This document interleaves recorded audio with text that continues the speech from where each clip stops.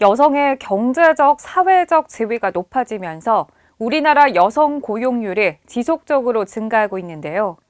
특히 출산과 육아로 인해 경력이 단절되었던 30대 여성의 고용률은 2018년 상반기 59.2%까지 증가했습니다.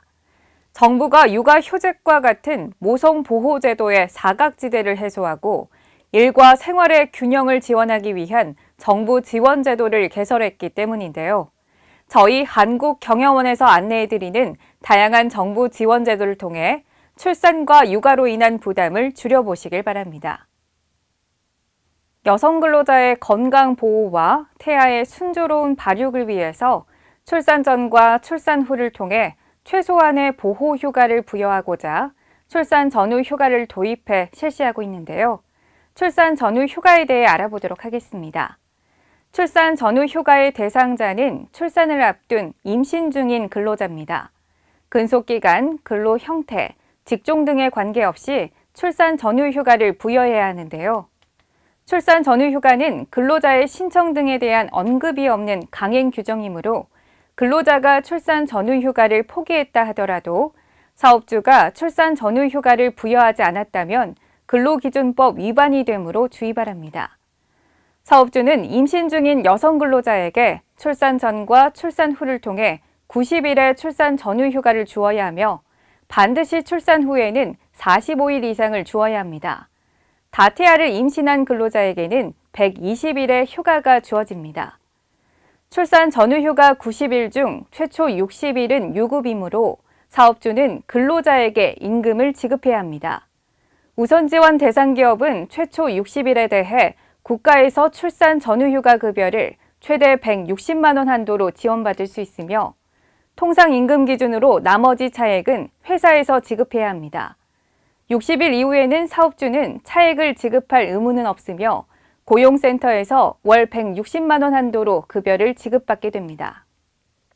출산 전 휴가 시작일 전 60일이 되는 날부터 신규 대체 인력을 채용해 30일 이상 계속 고용하고 출산 전후 휴가 종료 후 복직한 근로자를 30일 이상 계속 고용한 사업주는 우선 지원 대상 기업 기준 근로자 1인당 월 60만 원의 대체 인력 지원금을 받을 수 있습니다. 배우자가 출산한 경우 남자 근로자는 출산일로부터 최대 5일간 휴가 청구가 가능한데요. 다만 최초 3일은 유급이지만 3일 이후 2일은 무급이므로 참고 바랍니다. 또한 배우자의 출산일로부터 30일 이내에 신청해야 사용 가능하므로 주의하시길 바랍니다.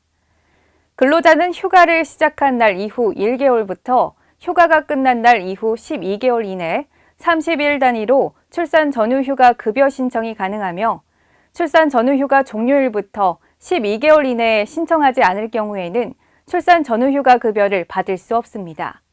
다음에 서류를 구비하셔서 근처 고용센터 또는 고용보험 EDI에서 신청하시면 됩니다.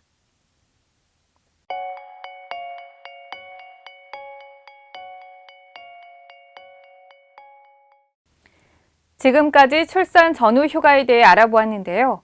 출산 전후 휴가는 임신 중인 여성 근로자에게 주어진 당연한 권리입니다.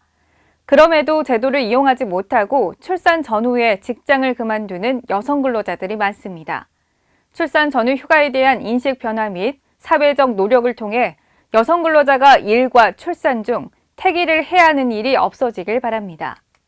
한국경영원은 1998년부터 약 20여 년간 보험 사무대행 기관을 운영하고 있으며 현재 전국 1위, 전국 최대 규모의 보험 사무대행 기관입니다.